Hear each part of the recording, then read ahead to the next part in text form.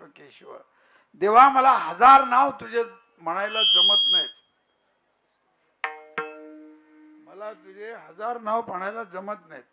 मग देव काय म्हणतो 1000 जमत नाहीत ना, मी तुला 28 नाव सांगतो, 28 नाव.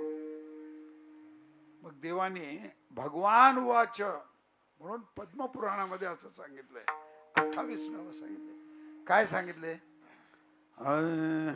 भगवान वाच मत्स्यं गुर्मं वराहंच वामनं च जनार्दनं गोविंदं पुंडरीकाक्षं माधवं मधुसूदनं पद्मनाभं सहस्राक्षं वनमालिं हलायुधं गोवर्धनं ऋषिकेशं वैकुंठं पुरुषोत्तमं विश्वरूपं.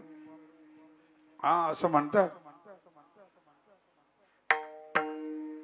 अरे बाबा, जपतो नास्ति पातकम, सगळ्या पातकाचा नाश करण्याची ताकद या 28 नामामध्ये आहे.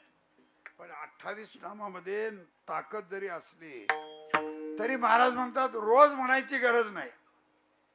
काय महाराज? 2 एकादशा, 1 अमावस्या आणि 1 पौर्णिमा.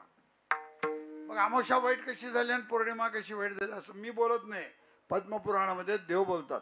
अमावस्या पौर्णिमास्या मेकादशाम तथैवच. अरे काही काही काही गरज नाही, याच्याविषयी खूप बोलता येण्यासारखं पण बोलणार नाही.